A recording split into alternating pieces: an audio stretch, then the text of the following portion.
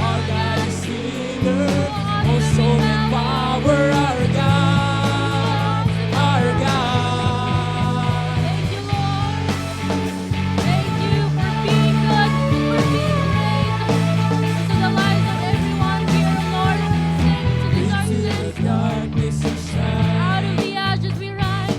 Out of the ashes we rise. There's no one like you. Kapatid, indak mo yan para sa Panginoon. None like you. Oh, we sing, our God is greater. Our God is greater. Our God is stronger. God, you are higher than any other. Can I see those hands waving for God? Come on, kapatid. Power, our God. Lift up those hands for Jesus. Oh, our God is greater. Our God is greater. Our God is stronger.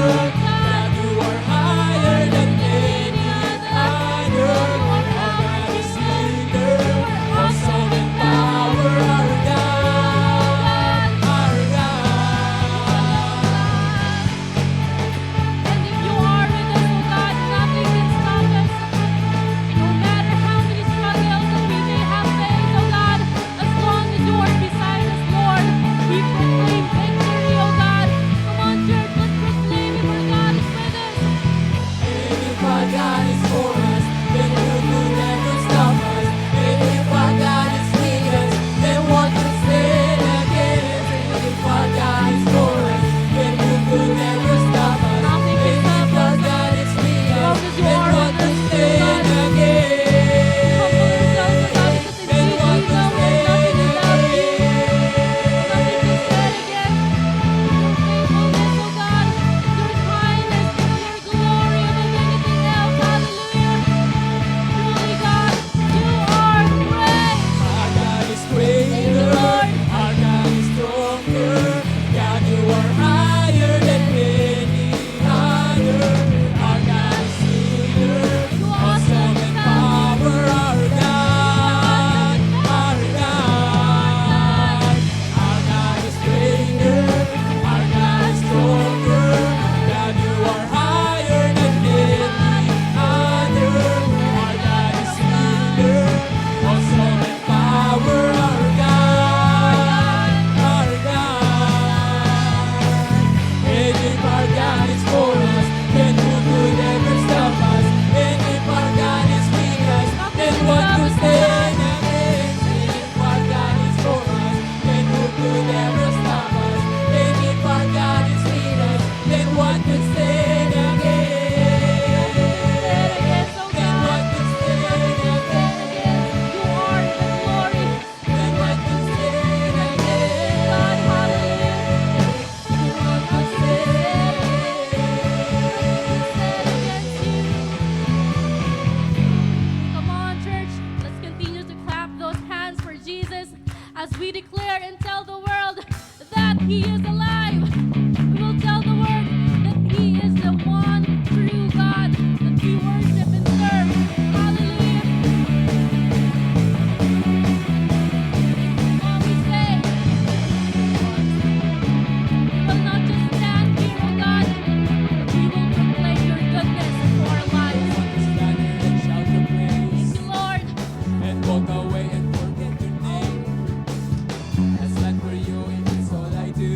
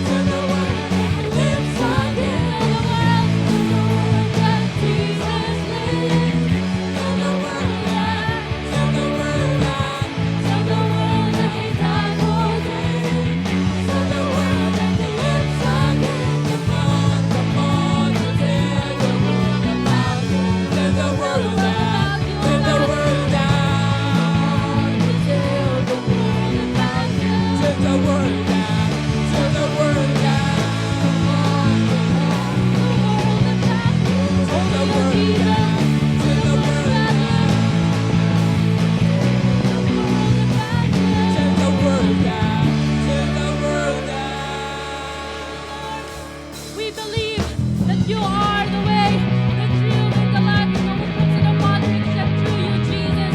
Now we will declare and proclaim that we will walk into the right path that you have given us, oh God. As we lay down, you're the only one we need. I turn to you and you were always there. In troubled times, it's you we seek, oh God. In troubled times, it's you I see. I put you first, that's all I need. I humble all I am unto you. Wondering the shepherd cry. One way, Jesus, you're the only one that I could live for. One way, Jesus, you're the only one that I could live for. You're the only one that we believe, oh God. You alone. This world is that we need, oh God. Thank you for everything. Thank you for being always there for us, oh God. You were always, always there. Every how and everywhere. Your grace abounds so deep within me. Oh, we know, God, that you will never ever change. You will never, ever change. Yesterday, Yesterday, today, the same. Forever till forever. wonder we sing one way. One way, Jesus, you're the only one that I could live for. One way. One way, Jesus, you're the only one that I could Let's live continue to sing for God. One way, Jesus, you're the only one that I could live for. One way. One way, Jesus, you're the only one that I could live for. You are the way, the truth, and the life. We live by faith and not by sight. For you, we're living on for you. Even though we cannot see you, oh God, we know that you are here with us right now. We can feel your presence, oh God. The movement of the Holy Spirit, oh God. Lord, hear your people, hear your children. We'll declare that you are the only way. You are the way, You are the truth, and the life. We live by faith and not by sight. Not by For sight, only for you, God. Only for you, Jesus. One more we say. you are the way, the truth, and the life. We live by faith and not by sight. For you, we're living for you. One way, Jesus, you're the only one that I could live for. One way. One way, Jesus, you're the only one that I could live for. One way, Jesus, you're the only one that I could live for. One way. Jesus, you're the only one that I could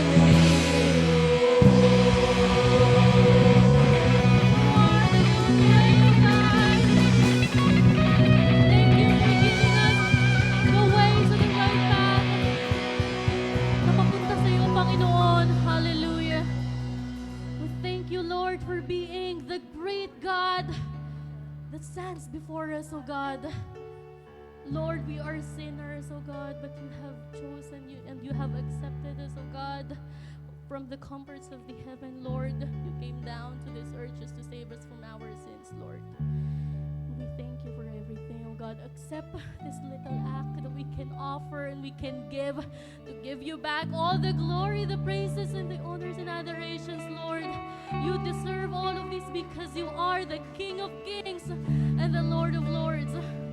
Hindi ka nagbabago ngayon, nung nakaraan at magpakailanman, oh God. Lord, ikaw ang Panginoon na sumama sa laban ni Jacob, ni David, ni Saul, Panginoon. Lord, hindi ka nagbabago. Hindi ka nagbabago, God. And we know, kasama ka namin sa araw-araw naming laban dito sa mundo, God. Because we believe, Lord, that we cannot do it without you, Father. We believe that you are in three persons, oh God. You are in the God of Father, you are in the God of Son, and you are the Holy Spirit, Lord. We thank you because once we are in the darkness, but you pick us up, oh God, to be with you in the light. And Lord, as your people, as the light and salt of this generation, oh God, we proclaim and we tell the world that you alone are the God of God. We tell you, oh God, hear your people, hear the cry of your church. Without hope, without No, Jesus, hallelujah. came running, There was mercy in your eyes to fulfill the law and prophets. To a virgin came the word from a throne of endless glory to a cradle in the dirt. Now we sing and praise you, Father. Come on, church, let's lift those hands. Praise the Father, praise the Son, praise the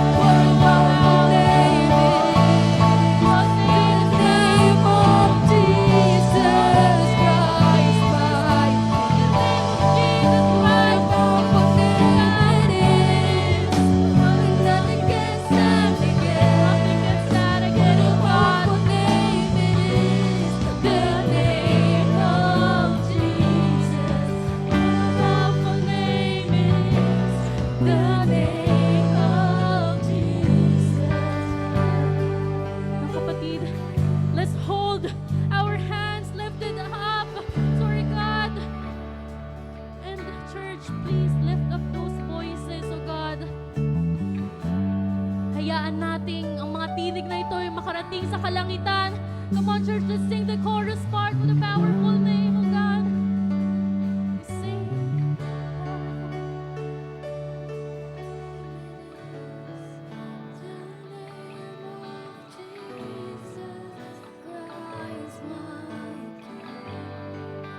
What a powerful name it is. Nothing can stand against.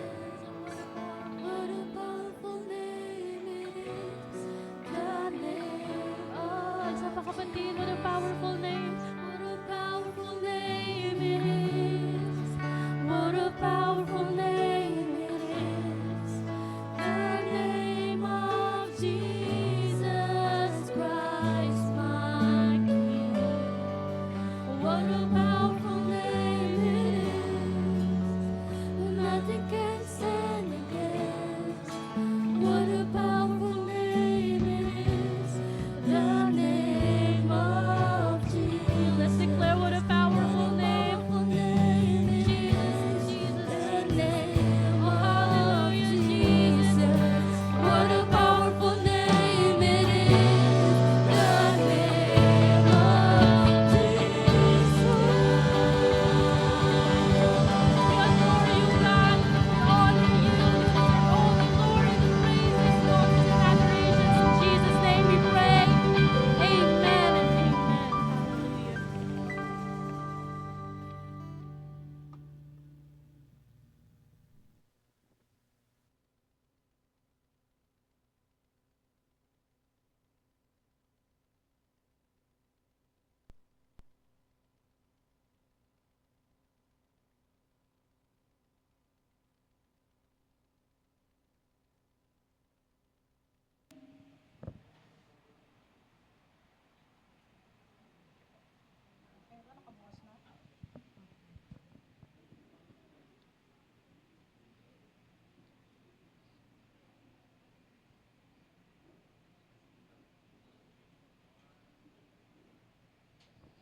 Wow, blessed Sunday everyone. Minsan pa, malakas na palakpak para sa ating Diyos na buhay. Sabi ko po, para sa Diyos. Amen. Okay, sabihin mo naman sa katabi mo, you look better. Wow, better and better. Paganda ng paganda, pagwapo ng pagwagpo, at palaki ng palaki. Parang si Pastora lang. Okay. Magandang umaga po sa inyo, and we would like to inform everybody, if you are following our FB page, kindly share our live streaming today. Naka-live stream po tayo, and we would like to greet all our extended family on our online sa mga kapatiran po natin na nanonood ngayon, nasaan man kayong lugar sa buong mundo. Welcome to COG Angono. Amen. At ang dalangin namin na this church will minister to you and to give more value in your life. Amen po ba? At sa lahat ng nandito, welcome to COG Angono. Okay, palakpakan po natin ang Panginoon. And we are now at the second part of our series. Na ngayong buwan na po ito, na Marso na. Ang bilis po ng panahon. Amen. Okay, ito po ang ating team series. Everybody! Ay, parang dito lang ang gustong lumago. Parang dito, wala. Okay, ulitin natin. Go! Wow! Let's grow. Ito po ay tungkol sa ating paglago sa ating Panginoon. At kung nakaraang linggo kayo po ay narito, ating po pinag-usapan ang istorya about Caleb or Caleb. Amen po ba? Ano po yun? Pinag-usapan natin sa kanyang buhay na bagamat siya ay na-stuck, so it was stuck from stuck to unstoppable. Bagamat siya ay na-stuck sa wilderness for 40 years, na hindi naman sa kagagawan niya, kundi nadamay lang siya, and yet, he was able to continue, nagpatuloy pa rin siya, he continued in trusting the Lord. That's why, pagdating ng panahon, in due time, nireward siya ng ating Panginoon. And just the same with us, kasi para kay Caleb, kung may gagawin sa akin ang Diyos, kung may plano ang Diyos sa akin, hindi yan nakabase sa mga taong nakapaligid sa akin. Kung sila man ay pasaway, unfaithful, or disobedience, hindi yan ang babasihan ng Diyos para sa ating mga pangako at pagpapala sa atin. Kundi ang babasihan niya ng Diyos sa ating pagsunod at pagtitiwala natin sa Kanya. Amen. Sige, palakpakan natin ang Panginoon. Tandaan po natin, our faith, our salvation, it is individual. Okay? Hindi po yan corporate. Hindi komot ang nanay at tatay mo ay Kristiyano or born again, ganun ka na rin. Kasi individual po yan na dealings natin sa Panginoon. You should have your individual relationship with the Lord. Amen po ba? At hindi komot pumapasok ka lagi dito sa church, ibig sabihin nun, ay talagang ligtas ka na. Minsan hindi iyon eh. Kaya ito po sa ating pangalawang parte, ito po nga pag-uusapan natin, growing pains. Ano po ba yung growing pains na yan? Okay? Tandaan po natin, ito po ang isang tanong. Okay? Kung kayo po ang tatanungin, ano ang sukatan ng isang lumalagong Kristiyano? Siguro sa iba, masasabi nila, malago na ako kasi active na ako, may ministry na ako. For some, ang kanilang sukatan, dahil meron na silang ginagawa, may ministry na. Sa iba naman, malago na ako, marami na akong verses na kabisado eh. Paramihan ba ng verses? Sa iba naman, malago na ako, malaki na ako mag-tights eh. Dati kumakalansing-kalansing lang yan eh. Ngayon, papel na. Hindi ba? Para yung iba, ito ang sukatan. Pero once na makaranas sila ng kakaiba, ng failures, minsan bumibitaw na, umaalis na. So para po sa atin, let me teach you, bahagi sa inyo. Kung ako po ang tatanungin ninyo, ito po ang sukatan, maaring isa o dalawa sa mga bagay na masabi natin kung bakit kung lumalago na ang isang Kristiyano.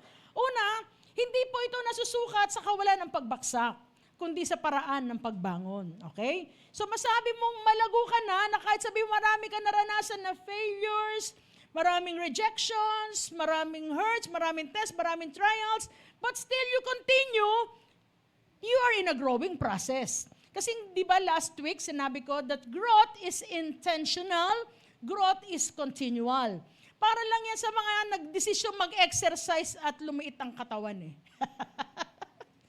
Di ba sa una, siguro unang takbo mo, dalawa, pangatlo, hanggang 5 takbo mo, o lakad mo, running mo, o walking, hindi mo pa makakita yung yung resulta niyan eh. At yung iba, pag wala ng result, ayoko na, pagod na ako, wala naman nangyayari eh. Di ba parang gano'n sa Christian life natin? Pero as you continue, pero pag itutuloy-tuloy mo yan, hindi mo na agad napapansin, pero sa loob ng katawan mo, may lumalakas, may tumitibay, may lumiliit. Kasi hindi naman agad visible eh. Hindi po ba? Kaya nga pag nakita mo agad, at nakita mo, ay, wala naman eh. So gagawin mo, babaksak ka na lang sa kama, susunod na lang. Tutulog na lang uli ako. Wala naman nangyayari eh. Okay, maari din, ito ang sukatan, na dito nasusukat kung gaano ka ka-perpekto, okay? Akala mo flawless ka na, wala ka ng pagkakamali, wala ka ng pagkakasala. Kasi malago na ako eh. No. Sino po umaamin at sino umaayon? Lahat tayo dito, nasa proseso pa lang. Hindi ito nasusukat kung gaano ka ka-perpekto, pero kung gaano ka katapat sa proseso. Lahat po tayo ay dumadaan sa proseso. Amen po ba? Kaya lang minsan, sa proseso na iyan, talagang hindi mo maiwasan, in the process, merong hurts, may pains, di ba? May pagod, mararamdaman ka pag dumaan ka sa proseso.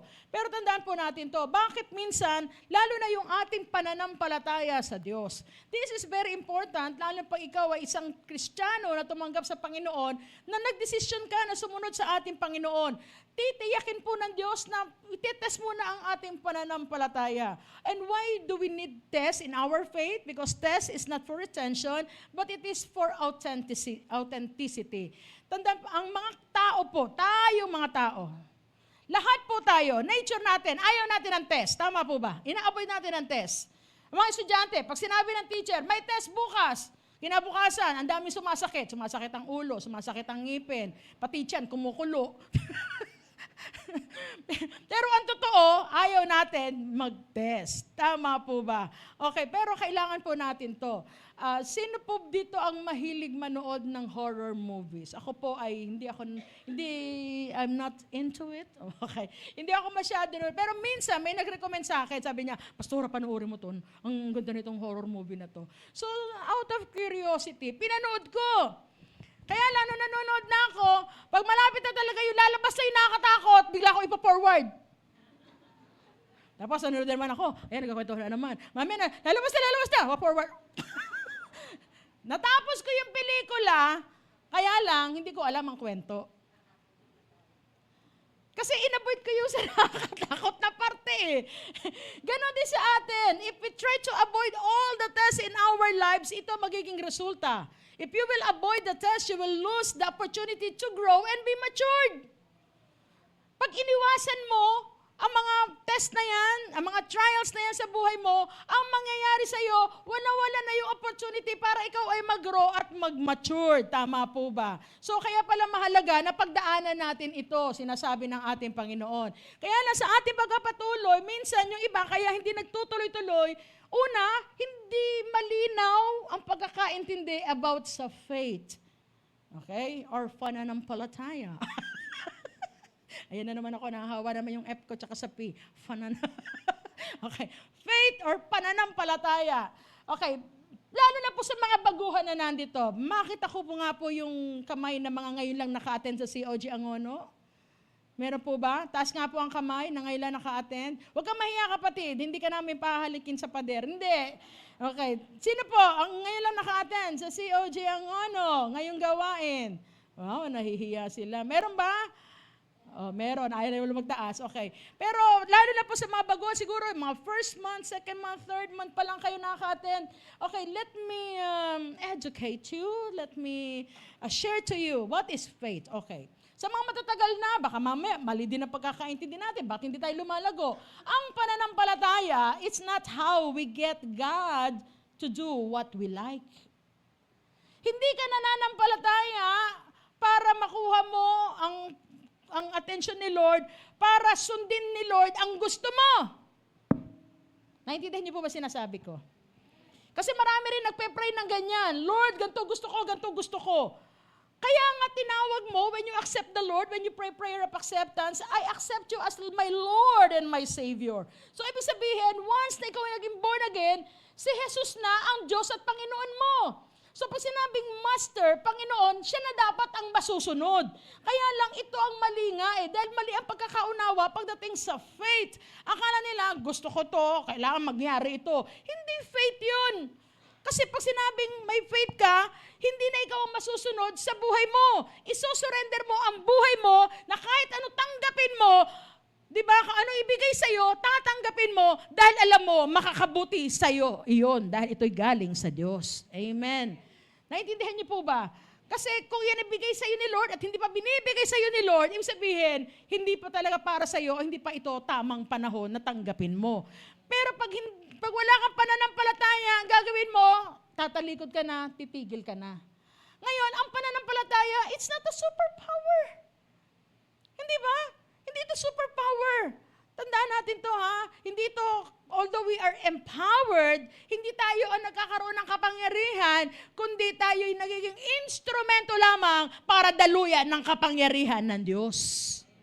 Sige, palakpakan natin ang Panginoon. Kaya nung araw, yung mga disciples noon ng Panginoon, kaya sila, kahit sila nagpapagaling sila, pero it is their life na nag-surrender sa Lord. That's why si Lord, hinayaan niya, ang kapangyarihan niya ay dumaloy sa buhay niya. Pero if you will not allow the Lord, kung hindi ka nag-surrender sa Lord, hindi ka pwedeng daluyan. Amen? Kasi gusto ni Lord total surrender in every aspect of our lives. Okay, ang pananampalataya, yes, it makes things possible, pero hindi ito madali. Di ba? Katulad nung akala natin, ay, anointed niya, grabe siya mag-pray, ang galing-galing niya. Pero hindi mo alam kung ano yung dedication niya, kung paano siya nagtiyaga, paano siya nagbabasa ng Biblia, paano siya nag-aaral, paano siya namumuhay, na pinipilit niya maging tama sa harapan ng Diyos. At pag tumayo siya, doon lang nagpo-flow yun. Akala nung iba, ang dali lang. Pagtatay dito, magsasalita lang ako. But parang pag mayroon tayong nakita mga nagpipreach ito, parang ang dali-dali sa kanila. Bukala ng bibig, dire-diretso, ang bilis-bilis pa, parang si Pastora. Pero di natin alam, ilang taon ang ginugol mo sa pag-aaral? Ilang taon ka umiiyak sa Panginoon? Ilang labanan ang dapat mong ipanalo para magawa mo ang pinagagawa sa iyo ng ating Panginoon? So it's not instant. It's not easy. It has the process. So kailangan mong pagdaanan yan. Pero sa lahat na nag-surrender, sumunod, at nagtiwala ng lubos, lahat ng bagay posible dahil sa tulong ng ating Panginoon. Faith needs to be tested. Okay, for example, sige, nasaan yung mga props ko? Ba't nagkandawala yung props ko? Nasaan yung props ko? Sino ba pwede kong tawagin ngayon? Yan, si Ate Liana. Kayong dalawa, okay lang ba? Gawin kong props. Halika dito. Sino to? Si Charis? Charis? Sino tong isa? Si Chenise. Sino? Siya? Si Charlene. Magkapatid yan. Mga kapatid, bunga po ito sa Muson. Di ba? Sa ministry nila, Sister Mercy, sa mga bata, ngayon malalaki na sila. Palakpakan natin ang Panginoon. They continue growing in the Lord. Isa pa po. Okay lang, Brother Alan. Para meron namang yan. Dito po kayo sa unahan, dito. Yan. Para tayo tinetest ni Lord, yan. Hindi ko po kayo. Sige, tayo. Tayo ng tuwid. Okay. Kamay sa dibdib. Ay, sorry po. Bayang magiliw. Okay, hindi po. Yan. Okay. Paano tayo tinetest ni Lord? Okay. Kunyari, Aliana will represent money. Ano sa Tagalog na money? Okay. Si Charis. Si Charis will represent the family, okay? Ano ang pangalan ulit? Charlene will represent relationship to other people. At si Brother Alan will represent health.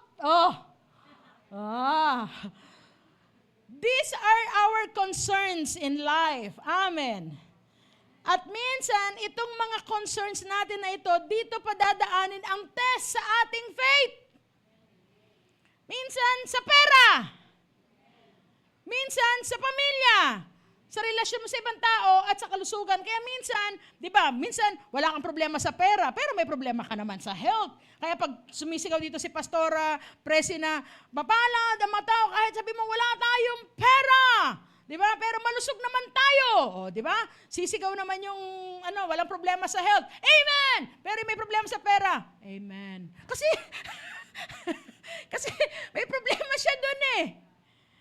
Nagagets po ba? At minsan sa family, maraming mga tao gagawin ng lahat para sa pamilya. There's nothing wrong with it. Pero tandaan natin mga kapatid, kung inaalagaan mo at gusto mong maayos ang pamilya mo, alam ni Lord yan at higit na makapag-aayos niyan, walang iba kundi ang ating Panginoon.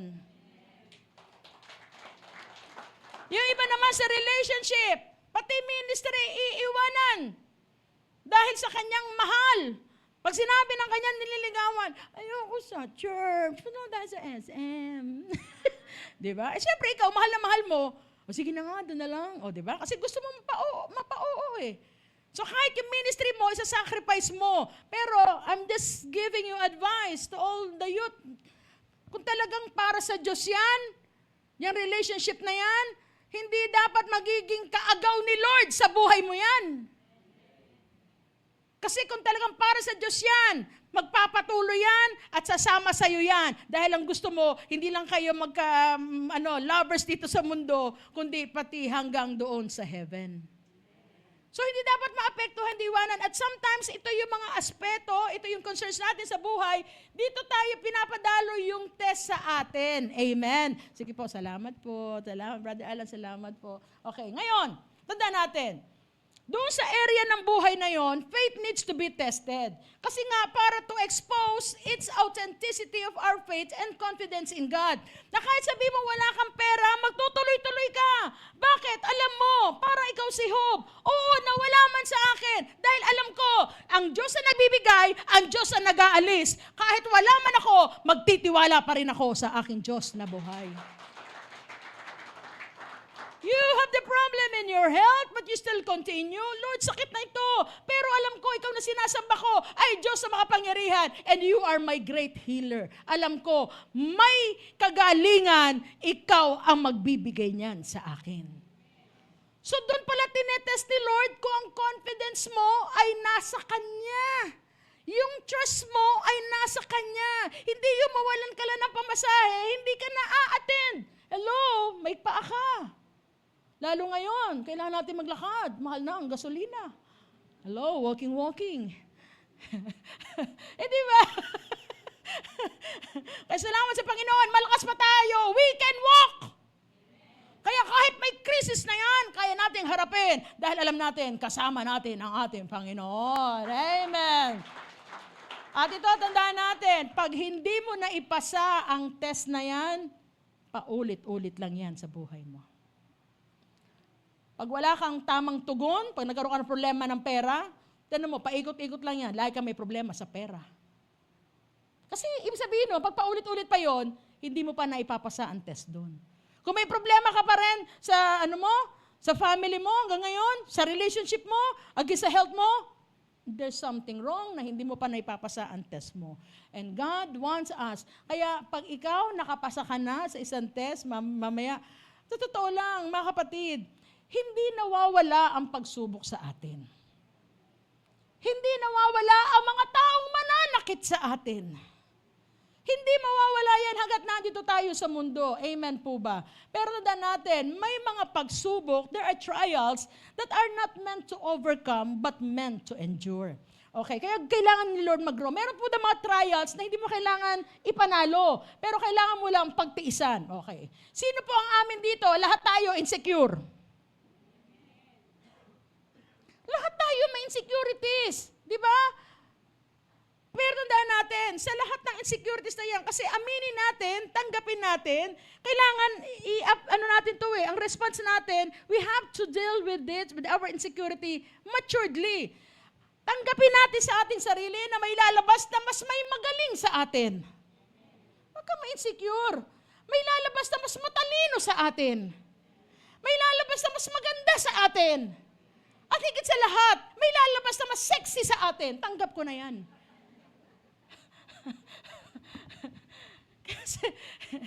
At yung mga matured lamang ang pwedeng tumanggap niyan. Pero pag hindi ka matured, magmumukmo ka lagi, maiinis ka, magagalit ka sa tao, hindi ka naman naiinis sa kanya dahil pero ang totoo lang, insecure ka. Tama? Tandaan natin yun may mga trials, may mga tests na hindi naman kailangan ipanalo, pero kailangan mong i-endure. Saan natin makita yan sa Bible? Si Paul. Sa 2 Corinthians 12, meron pong panalangin si Pablo, 3 times na idinalangin niya sa Panginoon, tagay thorns of the flesh, yung tinik niya sa laman, na hindi naman in-specify kung ano yun, pero para sa kanya, hindi niya kailangang ipanalo to dahil hindi inalis ng Panginoon. Pero natanggap niya.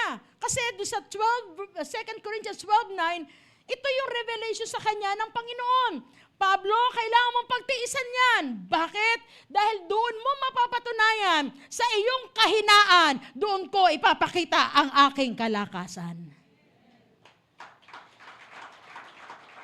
Sometimes you need to undergo sa mga ganong klaseng trials. Kasi lagi tayo nakadepende sa ating lakas. Akala natin, mananalo tayo dahil mahusay tayo, madiskarte tayo. Pero hindi, dadaan at dadaan ka. Na minsan, akala mo, ang hirap-hirap na ito, you are suffering. And why you are suffering, where you are hurting, pero si Lord may tinuturo lang sa iyo. There must be a lesson that will be learned na tayo natin matutunan. And another is Job. Akalain mo nangyari kay Job? In chapter 1, how did the Bible describe Job? Ang sabi doon, si Job, righteous, godly, obedient, masunurin. Sa chapter 1 ng Job, basahin ninyo. And yet, in just one day, lahat ng ari-arian niya nawala, 10 anak niya namatay. And then at the end of his life, ano ang tinuro niya? Because for all the trials, for all the pains, lahat ng ito, na test na dinaanan niya, napagtagumpayan niya. And then Job realized, Hindi pala ako pinagpala dahil ako ay righteous, ako'y matuwid. Pinagpala ako dahil ang Diyos ay mabuti. Pag hindi mo dinaanan yan, pag inavoid mo yan, mamimiss mo ang lesson na yan.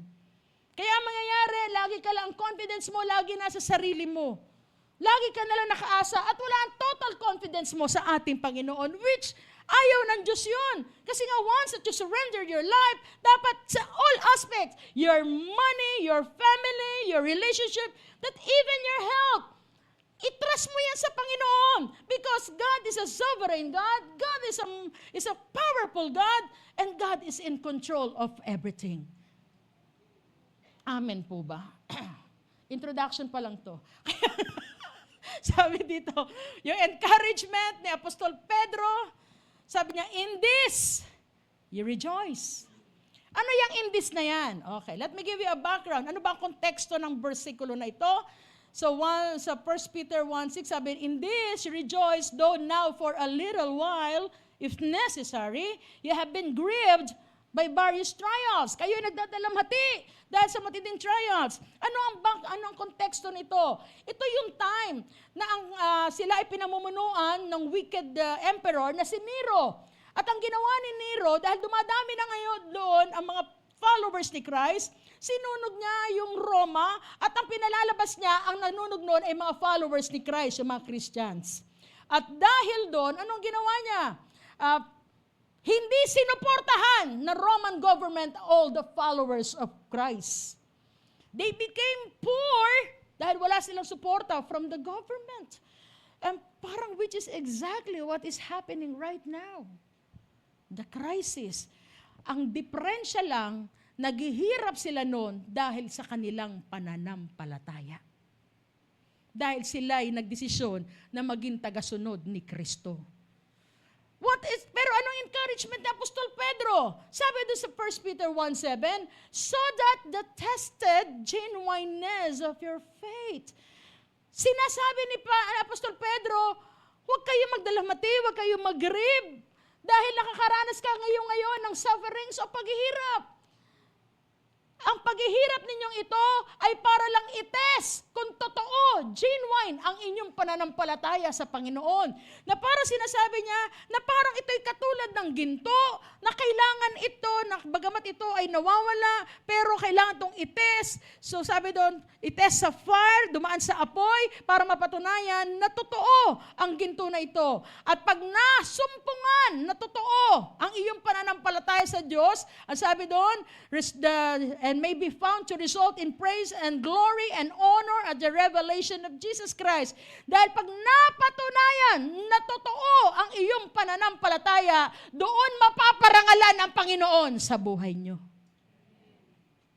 Sige, palakpakan natin ang Panginoon. Because sometimes, genuine faith is not pure. Bakit ginawang metaphor yung gold?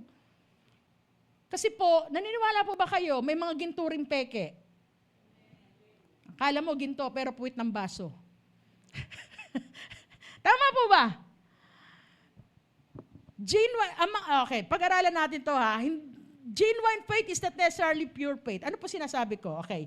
Naalala niyo po ba yung eksena na ang Panginoon at ang kanyang mga disipulo ay pumasok sa Seraya, sa bayan ng Pilipo. Tinanong ng Panginoong Jesus sa kanyang mga disipulo, sino ako? Sabi ng mga tao. Tinanong niya mga disipulo. Ang sabi ng isang mga disipulo, kayo po daw si John the Baptist. Kayo po daw si Elias. Kayo po daw si Jeremiah. Kayo po daw isa sa mga propeta. Pero tinanong si Pedro, ikaw Pedro? Sino ako? Ay, ito ang sagot ni Pedro. Simon Peter replied, you are the Christ, the Son of the living God. Wow. Sabi niya, ikaw po ang Kristo, ang nag-iisang anak ng buhay na Diyos. And then sabi doon sa verse 17, blessed are you, Simon Peter, dahil hindi yan tinuro ng sino man, kundi pinahayag yan ng aking Diyos Ama. Wow. Tandaan natin yan ha, verse 16. Kaya lang sa masunod na mga bersikulo, okay, after 7 verses, tinan natin ha, sabi ng Panginoon, blessed are you, kasi grabe, kilala mo ako. Pero tinan natin, nung sinabi niya ng Panginoon na pupunta ako sa Jerusalem, pahirapin ako ng mga religious leaders, sinabi ng Pedro, hindi pa pwede yan. Dadaan muna sila sa aking bangkay. Pero ano sinabi ng Panginoon sa kanya? After 7 verses, but he pertaining to Jesus, and said to Peter, sino ba si Pedro? Umalis ka sa harapan ko, Satanas. O, di ba? Kanila lang pinagpala to si Pedro eh. Ba't ngayon si Satanas na tingin sa kanya ni Lord? Naintindihan niyo po ba sinasabi ko? Pwede mangyari sa atin yan. Sa loob ng church, pambihira. Hallelujah, praise the Lord ka. Pinagpala ka. Pero pag lumabas ka na, naipit lang ang kamay mo. Pambihira kung ano na lumabas sa bibig mo. Naman na. Uy!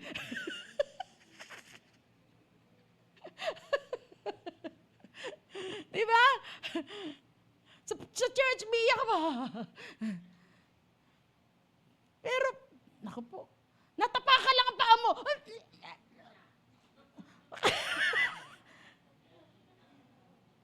O, diba?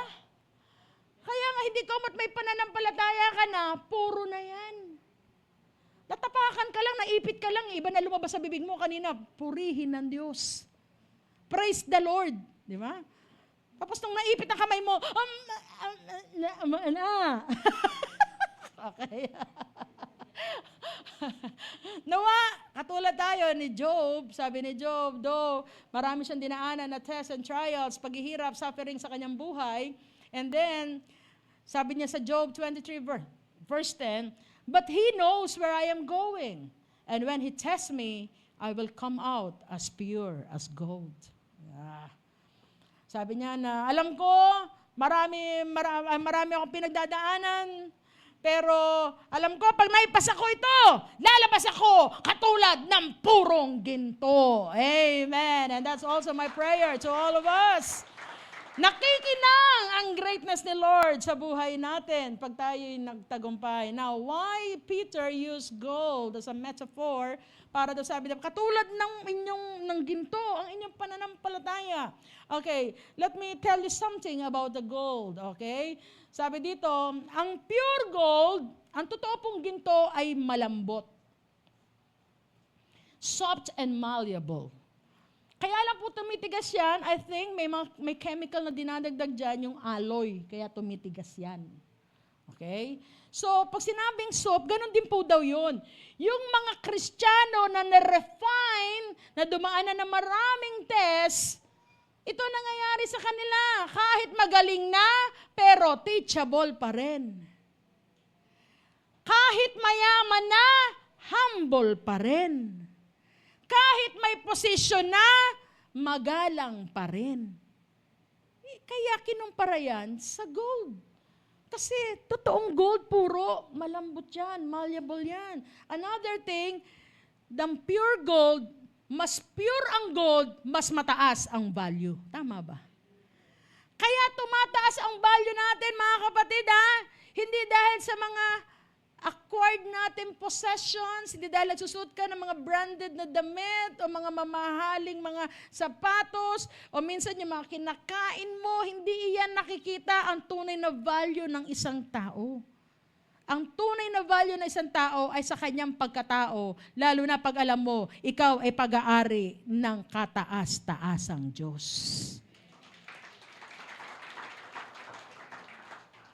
The purer the gold, the higher its conductivity. Pag sinabing conductivity, kaya di ba nakita ninyo sa SIM card nyo sa cellphone? Sino po may mga cellphone dito? Ay, salamat. Dito lang may cellphone. Dito po ba walang mga cellphone? Okay. Everybody, sino po may mga cellphone? O, nakita nyo ba yung SIM card nyo? May parang maliit na gold. Di ba? Kaya nilagyan niya na may liit na gold kasi doon dadalo yung kuryente. Okay, para gumana. And just the same with us, sa lahat ng mga Kristiyano at mga anak ng Diyos na nagkaroon ng, nagpa-refine, nagpa-test. Okay. Ito ang tunay na dinadaluyan ng kapangyarihan ng Diyos. Sige, palakpakan natin ang Panginoon. Di ba? So, kailangan, kaya yun ang ginamit. Ngayon, okay, introduction ko pa lang yun. Ngayon pa lang ako magtuturo. Ito pa lang ang preaching. Okay. Ang tagal, no? Sino po nakahanda hanggang 2:00? Ako hindi, bahala kayo. Ako hindi, bahala kayo, iwanan ko kayo. Okay, how God refines our faith. Paano naman tayo inuhubog o paano tayo tinetes ang ating pananampalataya? Amen? Unang-una, everybody say, persecution. Okay. Mga kapatid, isa lang to Pag ikaw ay totoong sumunod at kumilala sa Panginoon, persecution is attracted to you. Bakit? Kasi iba ang mundo kaysa sa atin. At hindi tayo naiintindihan ng mundo.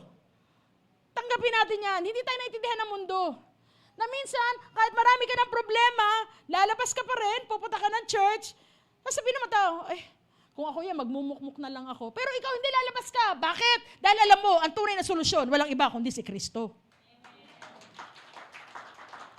Marami kang bayarin, pero magbibigay ka pa rin. Sabi, hindi ba marami kang bayarin? Bakit bigay ka ng bigay? Dahil alam mo, oo, marami akong bayarin. Pero lahat ng ito, kinita ko, ang Diyos ang nagbigay sa akin ng lakas. At pag inuna ko siyang bigyan, ang sabi sa Mateo 6:33, lahat idadagdag sa akin. So, nagiging generous ka pa rin at hindi tayo naiintindihan ng mundo doon. Pag ikaw ay inaapi, sasabihin ng mundo, pag may katwiran, pero ikaw iba. Sabi sa Romans 12:19, vengeance is mine. Huwag kang maghihiganti. Ako ang maghihiganti para sa'yo. Hindi tayo naiintindihan ng mundo dyan. Kaya the more yung persecution, marami kang maririnig. Corny-corny mo naman. Kaya isa lang to mga kapatid, pag hindi ka napapersecute sa faith mo, isa lang yon, compromising ka. Compromising ka. Hindi nakita sa paligid mo, hindi nakita na mata sa paligid mo yung kaibahan mo. Pero pa ikaw na iba, tiyak, marami kang maririnig. Ba't ka ganyan? Minsan lang naman to O, di ba? Pero pa ikaw, nga, minsan lang, sige, join ako.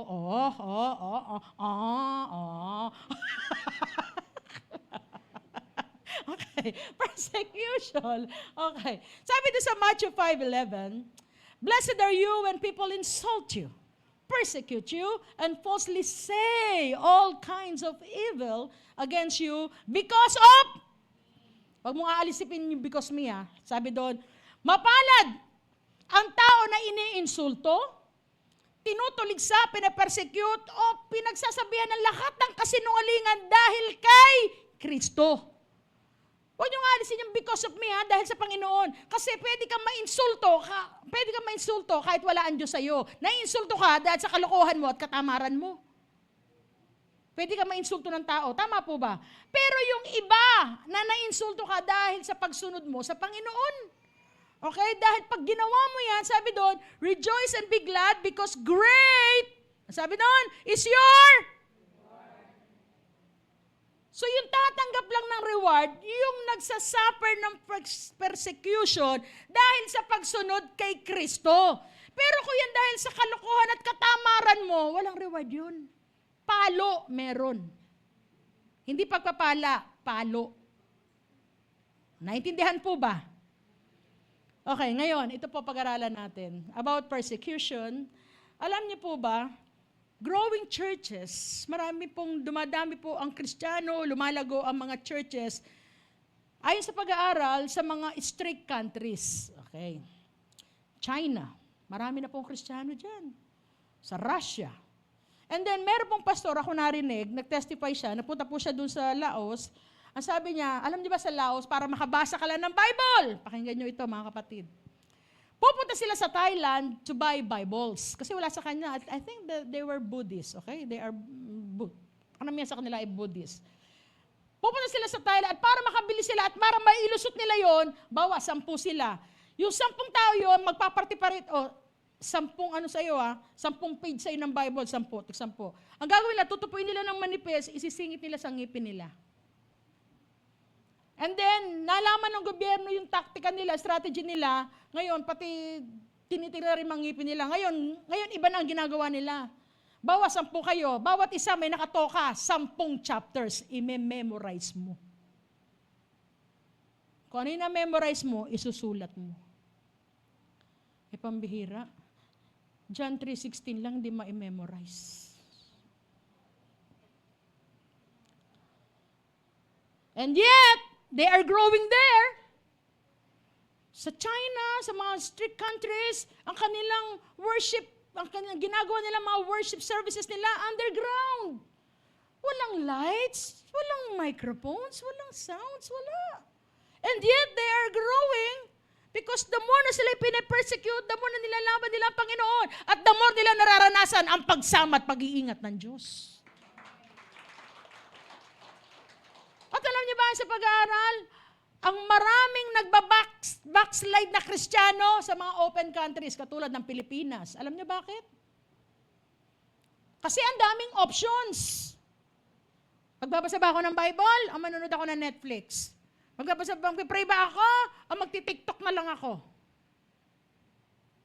Mag-ML na lang ako?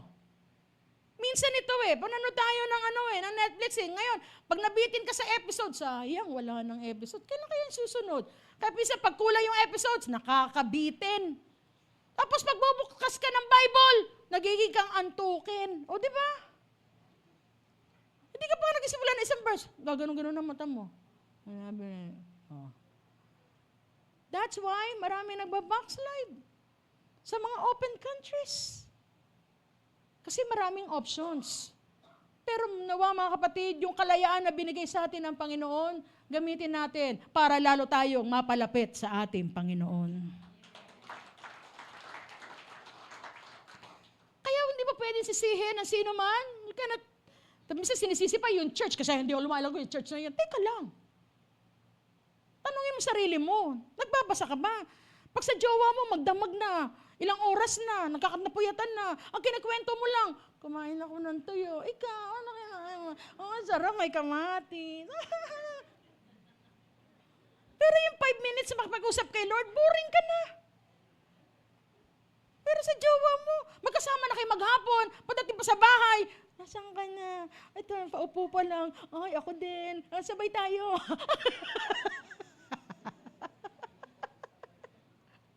Amen? Pumalakpakan natututo.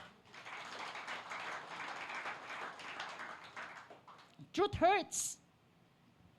Truth hurts. At kailangan natin yan. Kailangan natin isa masaktan dahil ang pag nasaktan ka, doon ka mamumulat. At pag namulat ka, doon ka lang magsisimulang lumago. Sige, palakpakan natin ang Panginoon. Okay, lalakpasan ko na itong versikulo na ito.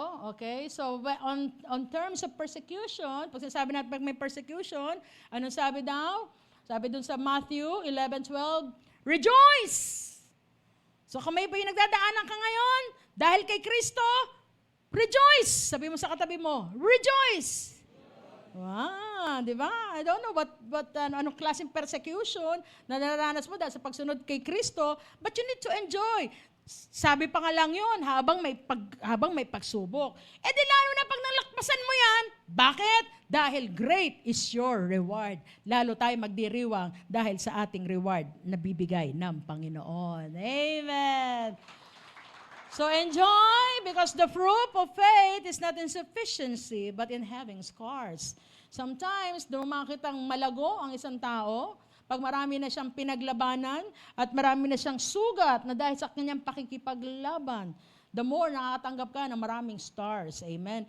Hindi sukatan, yung asensado ka, lahat ng bagay ay nasa iyo. Pero minsan, ang tunay na sukatan na ikaw ay talagang lumalago at talagang ikaw ay sinasamahan ng Diyos dahil sa dami ng labanan na iyong naipanalo. At salamat, may mga kasama ako ngayon na laging panalo dahil kay Kristo. Pangalawa, okay? How God refines our faith, it's through perseverance. Everybody say, perseverance. Okay, pag sinabi perseverance, ito po ang sabi sa James 1:2, consider it pure, my brothers and sisters, whenever you face trials of many kinds. Si Santiago naman na nagsasalita sa atin dito at nag-encourage na tayo daw ay maging magalak kung meron tayong pinagdadaanan sa iba't ibang aspeto ng ating buhay. Okay? Ano man ang iyong kinakaharap? Because you know that testing of your faith produces let perseverance finish its work. Ano kaya yung trabaho na tatapusin daw ng perseverance? So that you may be mature and complete, not lacking ito minsan ang tanong, kapatid, ano ang solusyon para hindi ka mawalan? Kasi sabi doon, not lacking. Hindi ka magkukulang. Sa iba, akala nila magtrabaho ng magtrabaho. Diba? Gawin ang lahat ng ito. Pero alam niyo po ba, ang tunay na katugunan para hindi ka mawalan ay ang pagtitiis. Parents, listen to this. Makinig kayo mga magulang. Sabi ng mga psychologists ngayon, the Gen Z generations are the poorest generation. Anong ibig sabihin nito? Ito yung mga bata na nasanay, pag hindi nila mga magulang, pag ayaw mo maistorbo, bibigyan mo na lang ng cellphone. Dadating ang panahon, hindi sila interesado sa Diyos. Dahil hindi na marunong magtiis, nakakalungkot. Marami ng mga bata ngayon hindi alam ang salitang tiis. Mga parents, alam natin yan. Kung hindi tayo nagtiis noon, hindi tayo aasenso sa buhay natin ngayon. Kasi pagdating sa pagtitiis, ito pala yun. Di ba? Kailangan tiisin mo. Halimbawa, tinan mo pag ang matured na tao, binigyan mo ng pagpapala o ng pera, saan niya agad dadalhin yun? Di ba yung iba, ininegosyo. Dadalhin niya sa tama yun eh. Pero yung mga immature, pag binigyan mo ng pera yan, saan dadalhin yan? Sa kainan, sa galaan, sa Shopee, sa TikTok, sa Temu.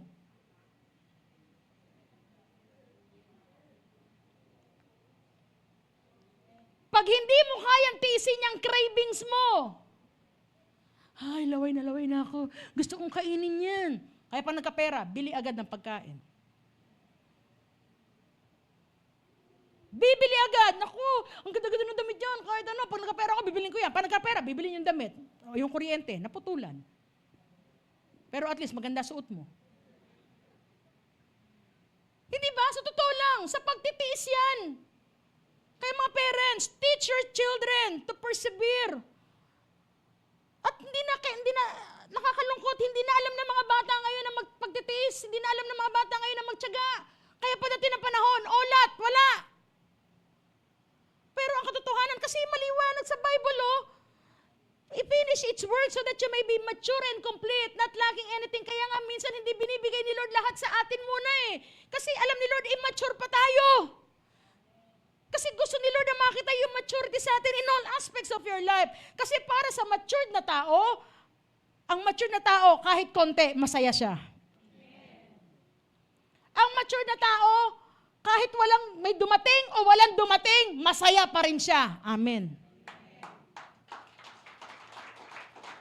Ang matured na tao, kayang tanggapin ang no ni God.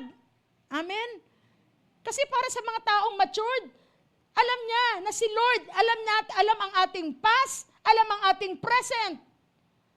Kaya pag hindi binigay ni Lord muna ang hinihiling mo, pag binigyan ka ni Lord ng no, ibig sabihin nun, hindi niya binigay kasi makakasama yan sa future mo. Only matured people can understand that. Pero pag ikaw immature, kaya tingnan ninyo, pagdating at the end, lacking, kulang. Pero ang totoo, ang naging susi nun, kaya ka nagkulang, hindi ka makatiis. Kaya parents, I advise, bring your children to the church. So sabihin nila, ayoko dali ng anak ko sa church, manggugulo lang yan. Maniwala ka, hindi lang bata ang magulo sa church, pati matatanda magugulo.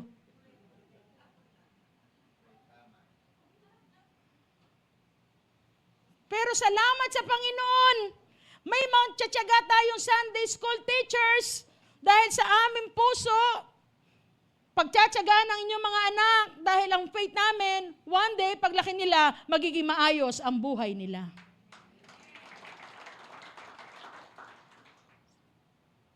Totoo yan, sa pagtitiis yan.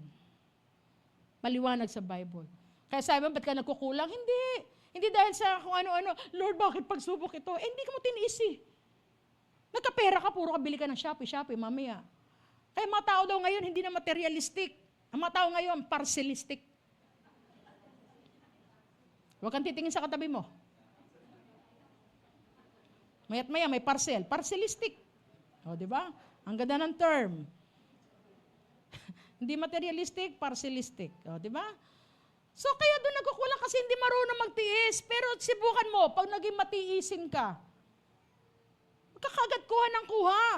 Pag-ipunan mo. At nakakatuwa, meron naman nag-share sa akin, itong anak ko, pag bago yung pinag-iipunan niya, which is very, very good. Mga bata, please, kung gusto nyo maging yung future nyo, matuto kayong magtiis. Amen po ba? At parents, please, wag agad bigay ng bigay. Kasi ang mga immature na tao, ang laging gustong sagot kay Lord ay yes. Kasi pag laging yes ang sagot sa atin ng Panginoon, maniwala kayo. Iba na yon. Pag laging yes, ibig sabihin nun, ikaw na ang Diyos, si Lord, utusan mo na lang. Tama ba? Pero pag talaga tinuturing mong Diyos, si Jesus, kahit no ibigay sa'yo, you have still faith and trust in Him. Hindi niya binigay dahil makakasama sa iyo. Sige, palakpakan natin ang Panginoon. So on perseverance, you have to endure. Everybody say, endure.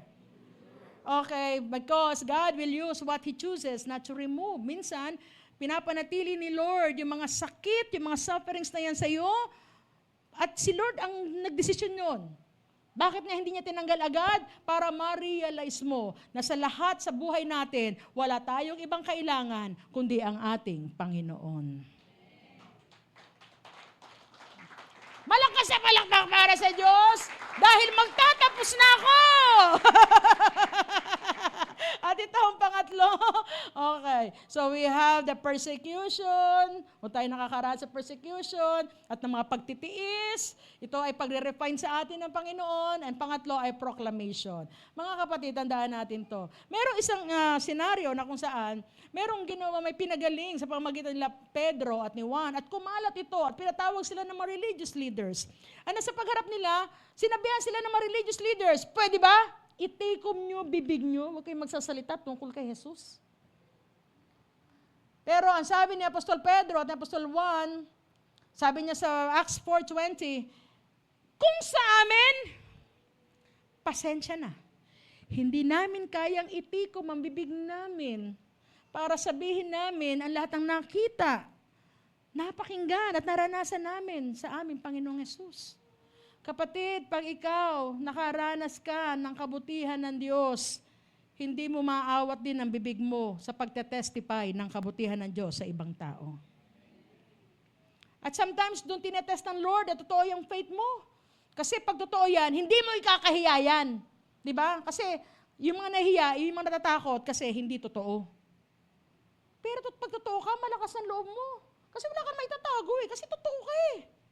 At totoo si Kristo sa buhay mo. Minsan sinasabi mo na, kasi nahihiya ako eh. No. Sometimes, ang issue, hindi ka nahiya. Ang issue, baka hindi mo talaga naranasan si Lord sa buhay mo. Ikaw nga, pagka nakakain ka ng masarap na na pagkain pambihira, sarap ng adobo doon, pumunta kayo.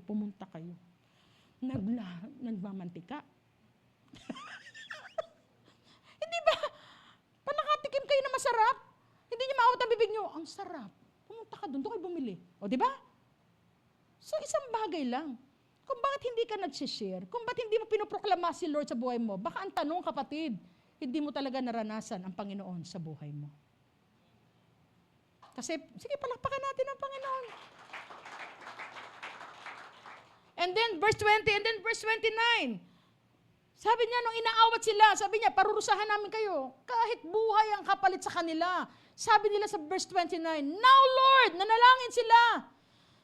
Consider their threats. Sabi niya, yung pagbabanta nila, Lord. At hayaan mo, enable your servants to speak your word with great boldness. Pinagbabanta na sila, pambihira, buhay na ang kapalit, itikom lang ang bibig. Pero sabi nila, hindi ako papayag. Lalo na ikaw, di ba kapatid, pa ikaw pinagaling, kung magkaroon ka ng malubhang sakit, hindi ba? Natural yan na ilalabas mo sa bibig mo, ipapamalita mo. Alam mo, dati may sakit ako, pero salamat sa Panginoon, pinagaling niya ako. Pinuntahan ko na ang iba't ibang klase ng doktor, pero salamat sa Panginoon. Nung lumapit ako sa Kanya, sinuko ko buhay ko, doon lang ako nakaranas ng kabutihan. Kapatid, marami sa inyo dito. Alam ko, marami sa atin nando. Hindi man sa sakit, pero sa buhay nyo na dating hirap na hirap ka. Wala ka nang halos makain, pero ngayon unti-unti gumiginhawa ang buhay mo. Kailangan mong iproklama yan. Kasi, paano? Maraming tao makakilala. Hindi na bababa si Kristo para sabihin niya, nandito ako. Hindi, ikaw na nakaranas ng kabutihan, ng kapangyarihan, at ng katapatan ng Diyos, ikaw ngayon ang gagamitin. Kaya ka dinadaan sa maraming test. Kasi gusto kang gamitin ng Panginoon. So tandaan natin sa pagdating sa proklamasyon, it is empowerment. Huwag kang mahiya. Hindi ka nga nahiya magsasayaw, nalabas ang pusod mo. Tapos nahiya ka na ipakilala si Kristo. Ngayon baliktad na eh. Ang kinakaya natin yung mabuti. Pag inutusan ka ng nanay mo, bumagbigay ka ng ulam sa kapitbahay. Mama naman, napaka-corny naman to. Ba't ako magbibigay eh? O sige, huwag kang magbigay. Mas gusto mo yun. Baliktad na ngayon. Kung ano yung mabuti, ba't mo tinatago? Kung ano yung totoo, ba't ka nagtatago? Ba't ka tumatahimik? Kung totoo, naranasan mo ang Panginoon. Church, si UG Angono, it's about time. Lalo sa panahon natin ngayon, maraming tao ngayon naghahanap ng pag-asa. Maraming tao ngayon na nade-depress dahil sa nangyayari sa krisis. Para sa akin, ito'y malaking oportunidad para sa atin na lalo natin ipakilala dahil may pag-asa pag na kay Kristo. Pambihira, ilang taon tayong dumaan sa pandemic. Amen! Kita mo, pag sa pandemic, nagtabaan pa tayo eh. Tandaan natin to ha. Earthly battles are just temporary. Yung mga labanan, sufferings dito sa mundo, temporary lang yan. Maniwala kayo. Pero yung spiritual consequences, pag hindi ka sumunod sa Panginoon, you have an eternal debt. Mamili ka. Mamili tayo. Magsasuffer tayo dito sa mundo o magsasuffer tayo sa walang hanggang kaparusahan. And better yet, I decide, Lord, kaya ang dalangin ko, empower mo ako, Lord, bawat araw. Bigyan mo ako ng tapang na ipakita ko, sabihin ko sa maraming tao, dahil sa Diyos na nakilala ko, kaya ako nabubuhay ng maayos. Iproklama mo yan, kapatid. Huwag kang mahiya. Kasi kahit di ka naman magsalita, may magre-reject sa'yo eh. Minsan sabi mo, baka i-reject ako pa nagsalita ako. Kahit hindi ka magsalita, magre-reject sa'yo. I-reject ka niya sa itsura mo. I-reject ka niya dahil sa katabaan mo. Tama po ba? Better yet, i-reject man ako, nire-reject ako dahil nagsasalita ako patungkol kay Kristo.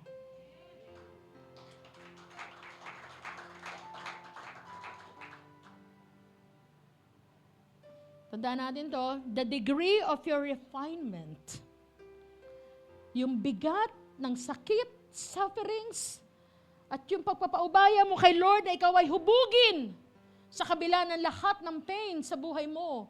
Ito ang magdetermina kung gaano ka kalakas gagamitin ng ating Panginoon. Yung mga tao na dumaan at lumabas na may tamang response, iyan ang pagkakatiwalaan ni Lord ng mas malaking ministeryo. And what a great privilege para ikaw ay maging kamanggagawa ng Diyos dito sa mundo. Amen. Biro mo, maraming tao matatalino, mahusay, mayaman, pero ikaw ang pipiliin ng Diyos. What a privilege. Nawa ito po maging isip natin.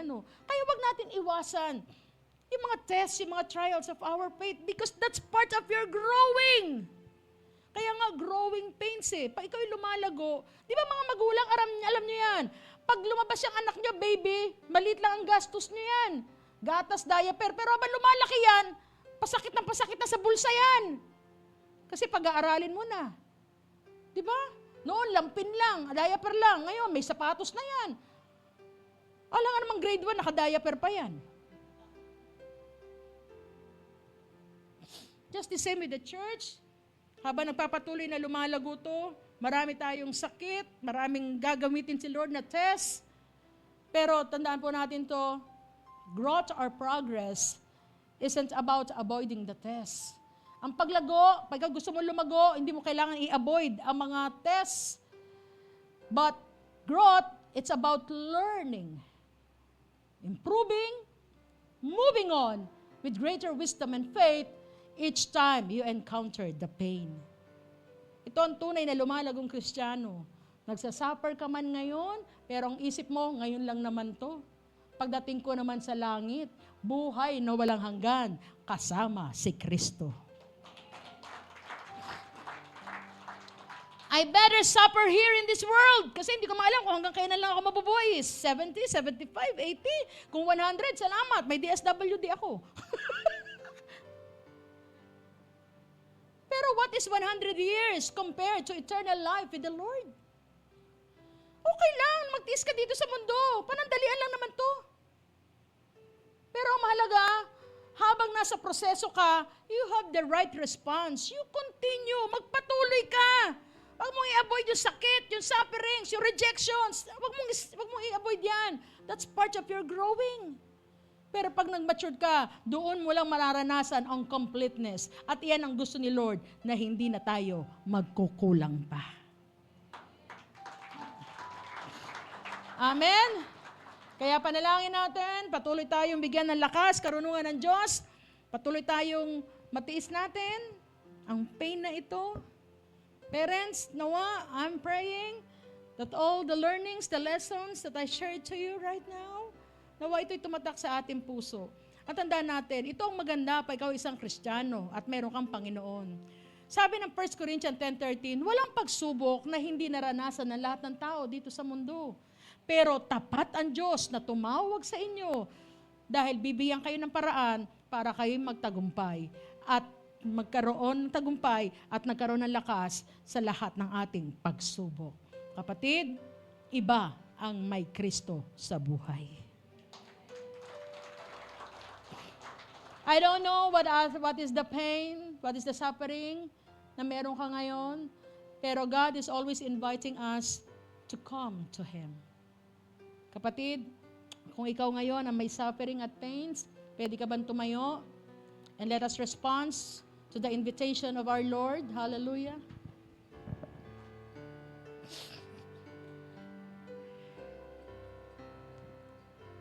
Sing to the Lord with all our hearts.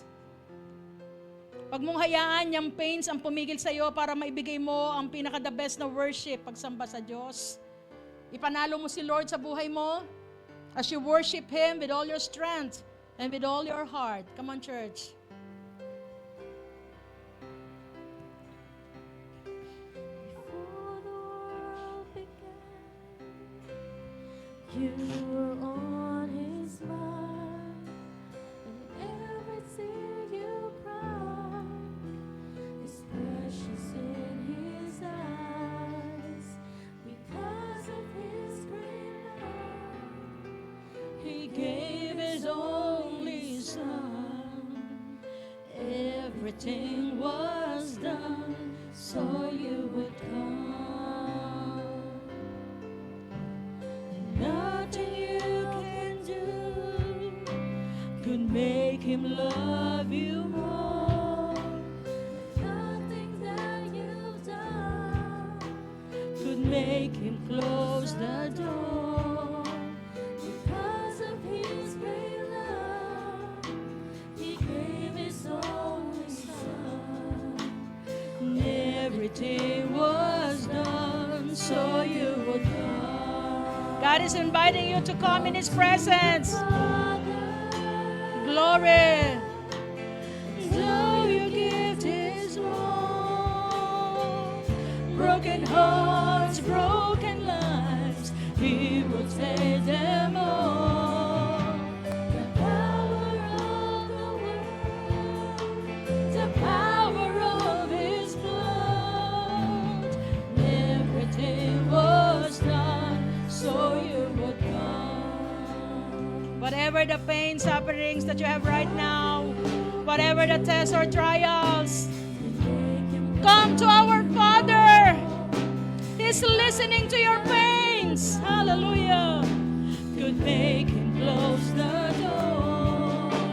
Because of His great love, He gave His only Son. And everything was done so you would come. go to the Father. Until your gift is more. Damhin mo ang pagyakap sa iyo ng Diyos. Broken lives, He will take Dalhin mo ngayon ang pagmamahal ng Diyos. Hallelujah. The power of His blood. Everything was done so you would Come to lahat na nagtitiwala sa Diyos. Hallelujah. so you give this love. Amen. Broken hearts, broken lives, He will save them all. The power of the word, the power of His blood. Everything was done so you would come. The power of the word, The power of His blood. everything was done so you would come. Hindi ang nanay at tatay mo ang gustong makita ka na laging masaya. Hindi ang nanay at tatay mo ang gustong makita na hindi ka pinagkukulang. Bago nila maranasan yan, may isang Diyos na naghirap sa krus, na ginawa lahat ng sakripisyo, tiniisan lahat ng sakit, dahil yan ang gusto niya sa atin. Hindi ka na magkulang, at gusto niya ma-enjoy mo ang buhay mo. But God needs to test all of us. At isa sa dahilan bakit pinadadaan ni Lord tayo in all aspects of our life, maaari sa pera ngayon, may pangangailangan ka, may shortage ka, maaring sa pamilya mo ngayon na hindi mo mamakita ang kaayusan, gusto mo silang maligtas, maaring sa relasyon mo sa ibang tao, maaring sa health mo ngayon, may problema ka, pero isa lang ang dahilan ni Lord, so you would come to the Father. Kasi gusto ni Lord, lumapit tayo lagi sa Kanya, umasa tayo lagi sa Kanya. And that's the lesson that God wants us to learn. Hindi mo kaya, anak, kung ikaw mag-isa. Hindi mo makakaya ng pagtagumpayan yan unless lalapit tayo at magtitiwala ng lubos sa ating Panginoon. And may this lesson, may this sermon, maitanim na malali sa puso't isip ng bawat isa. Kung ikaw ay nag-desire na mag-grow, don't avoid the hurts, the pains. That's part of your growing. Pero sabi ni Lord, rejoice. Bakit? Dahil panandalian lang yan. At kung nakita naman ni Lord na sa kabila ng trials mo, tuloy pa rin ang pananampalataya, pagtitiwala sa Kanya, one day, you will receive your reward. Hindi na hintayin ni Lord na mapunta ka pa sa langit dahil dito rin sa lupa, kaya nang ibigay ni Lord ang reward sa iyo.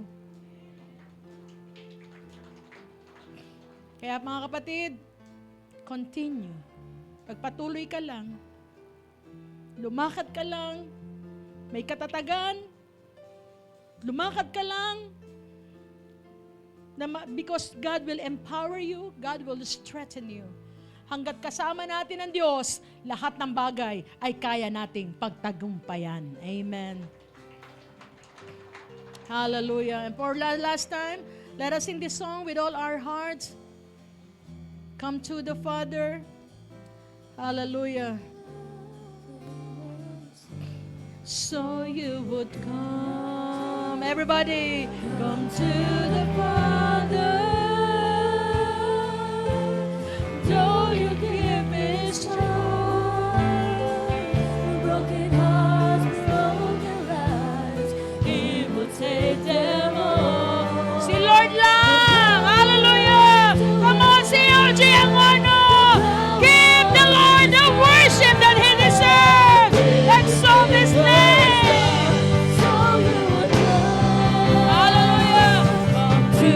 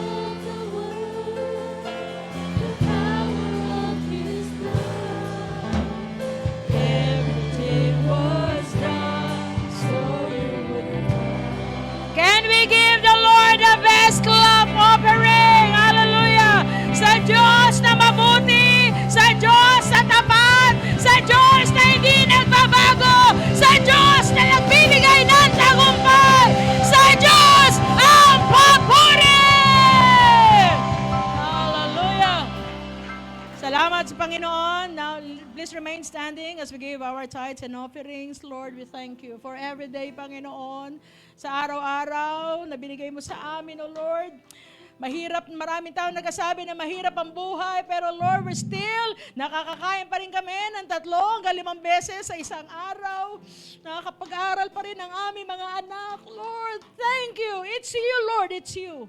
Salamat sa iyong biyaya sa bawat isa sa amin. At narito, Lord, ang aming pagkakaloob to show our gratefulness at our recognition na ikaw ang pinagmumulan ng lahat ng meron kami. Hindi kami matatakot na ibigay ang nararapat sa iyo dahil ito ay pagpapakita ng aming pagpaparangal sa iyo. Salamat, Lord, sa iyong mga anak na masunurin, na sumusunod sa iyo at kumikilala na ikaw ang tunay na source ng aming buhay. Higit mong pagpalain ang buhay namin in all aspects of our lives. We give you glory and honor and praise. This is our prayer in Jesus' name. Amen and amen.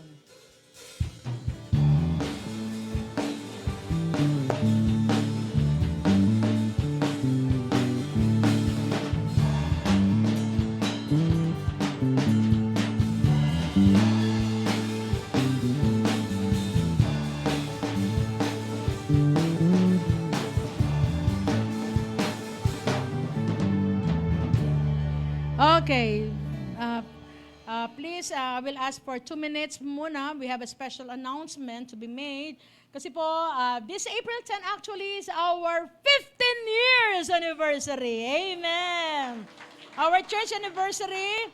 And because it is 15 years, kailangan espesyal. Bakit maging espesyal? Dahil pagkapasalamat po natin dito sa katapatan ng Diyos, sa patuloy na pagsama sa atin, okay? At dalangin namin more years. And because it is 15 years, mga kapatid, isi-celebrate po natin ito, not on April 10, but on May 3.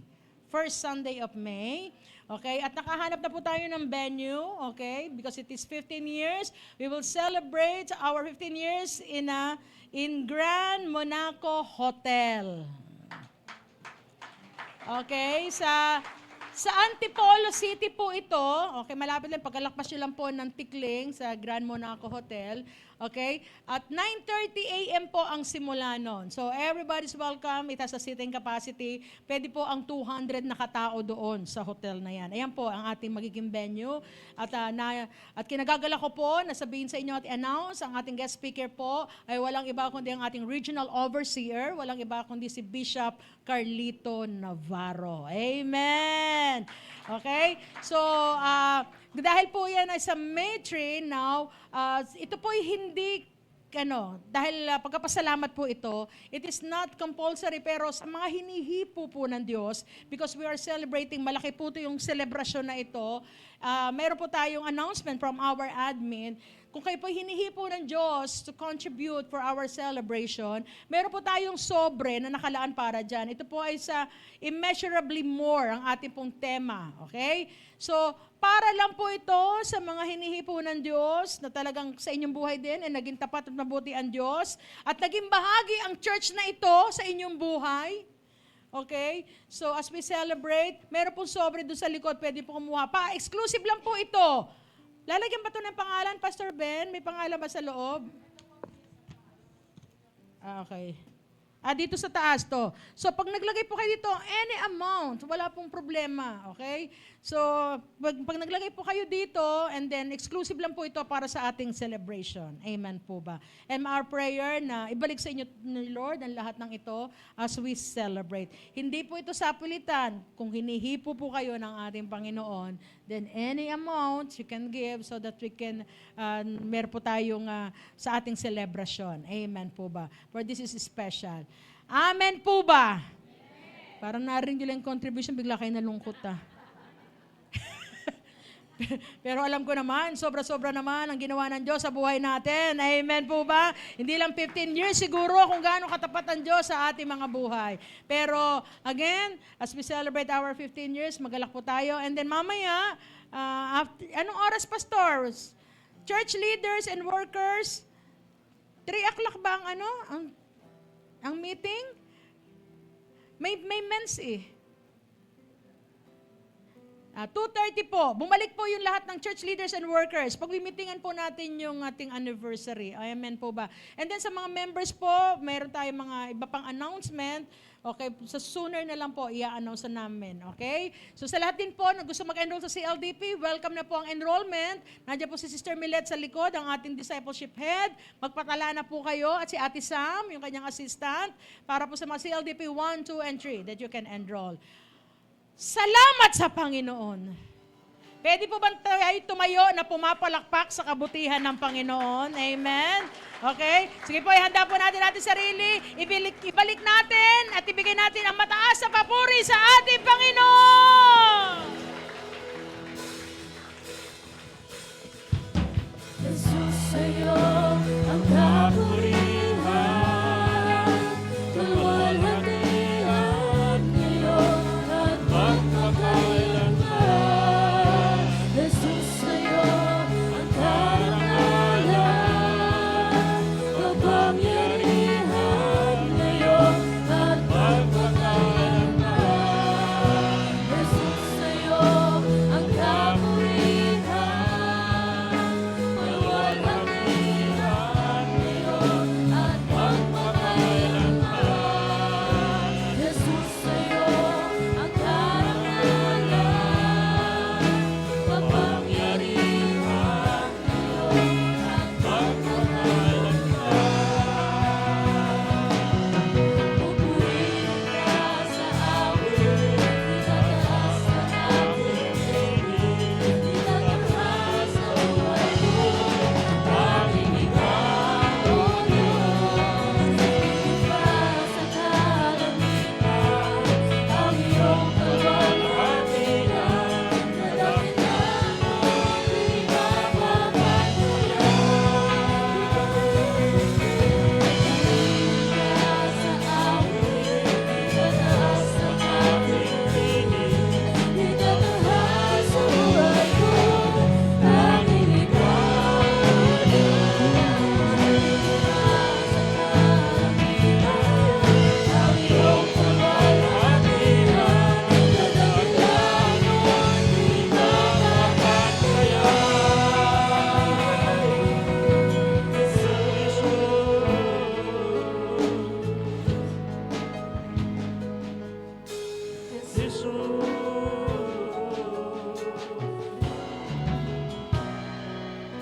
Hallelujah.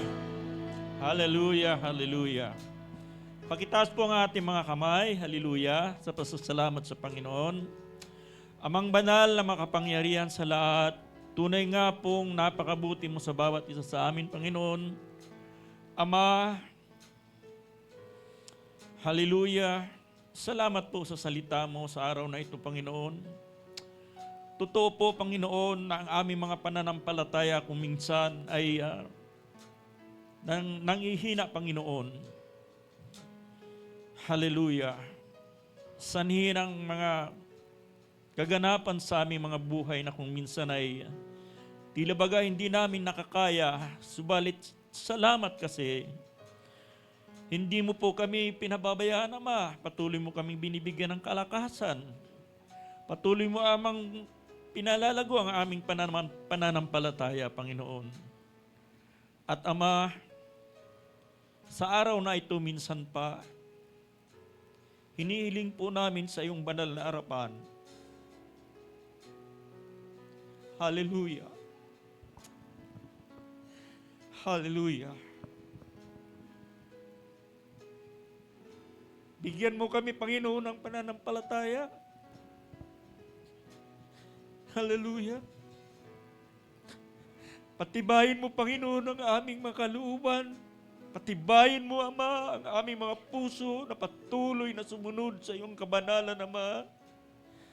Hallelujah. Patuloy na umasa sa iyong mga pangako sa bawat isa sa amin, Ama. Hallelujah. Totoo po na ikaw lamang ang makakatulong sa bawat isa sa amin, Ama. Dangat nga lang, Panginoon, kulang ang aming pananampalataya, Ama. Kaya naman, Panginoon, wala pong imposible sa iyo, Ama. Wala pong imposible sa iyo. Kaya naman, Ama, hallelujah. Hallelujah, naririto, Panginoon, ang iyong mga anak. Patuloy na humihiling sa iyo, Panginoon. Hallelujah. Hallelujah, na patibayin mo, Ama, ang aming pag-asa sa iyo, ang aming pananampalataya sa iyo, Panginoon. Hallelujah, hallelujah, patuloy mo nga pong palagawin, Panginoon. Hallelujah, salamat na naman, Ama, sa araw na ito, sapagkat minsan pa, Ama, pinaalaala mo sa amin na ikaw lamang, Panginoon, ang aming maasahan sa aming mga buhay, Ama. Hallelujah, hallelujah, hallelujah. Hallelujah, hallelujah. At Panginoon, natapos naman po ang aming pakikipagnig sa iyo sa araw na ito, Ama. Kaya naman, Ama, hallelujah. Minsan pa po, iputong mo ang iyong mga kamay sa aming mga bumbunan, Panginoon. Hallelujah. Nataglayin namin, Panginoon, ang iyong pagpapala, Ama, ang iyong gabay sa aming mga buhay, Panginoon. Maraming salamat po. At sa aming paghiwa-hiwalay, Ama, pansamantala sa araw na ito, taglay po namin ang iyong pagpapala, ang iyong mga biyaya, Panginoon. Patuloy na sa amin. Sa ngalan ng anak mo si Jesus, ang lahat ay magsabi ng Amen. God bless everyone. Ingat po pa uwi. See you next Sunday.